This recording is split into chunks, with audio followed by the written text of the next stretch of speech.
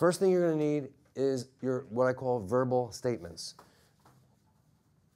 Some of you know about this. You've heard this many times.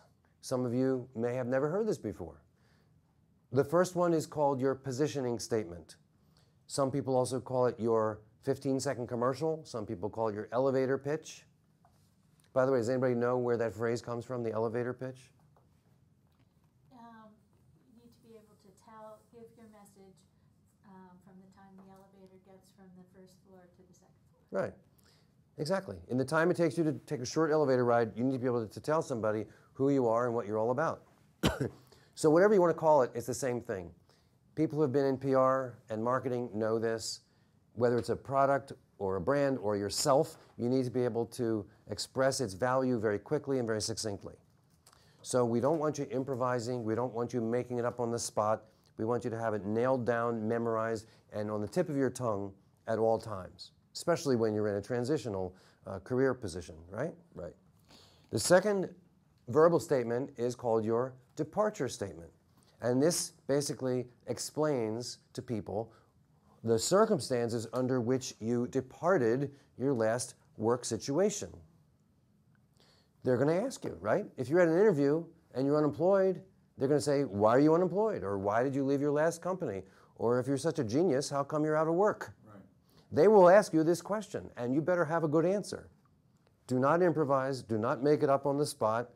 It's too crazy, and you'll give a lousy answer, and you'll be nervous, and you'll be sweating, and it's not a good situation.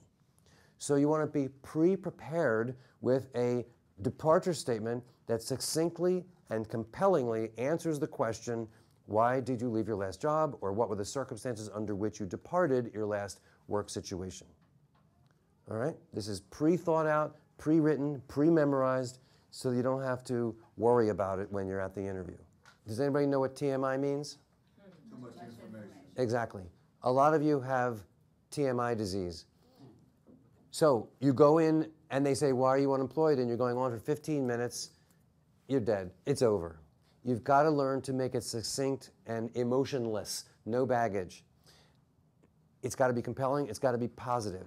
This is really, really important. And as Eloise says, you have to believe it 100%. You have to say it to somebody, and they're going to say to you, it's way too long, or you're giving me all kinds of information I don't need. Keep it very succinct.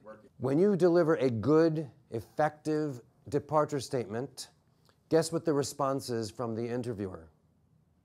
There's no reaction. They move on. They go, okay, that's exactly right. Guess what the response is to a poor departure statement is? It gets into this thing I call drilling down into a dirt hole. Drilling deeper, deeper, and you can't get out. So the appropriate response, as Erin says, is, oh, okay. And then they just move on. To put it differently, if you want to know if your departure statement is working, see what the people's responses are. If they go, oh, okay, then you know it's working. Right. If they say, well, I don't understand. What do you mean? What happened? That doesn't make sense. Why you? Why not him? Then you're dead and your departure statement stinks.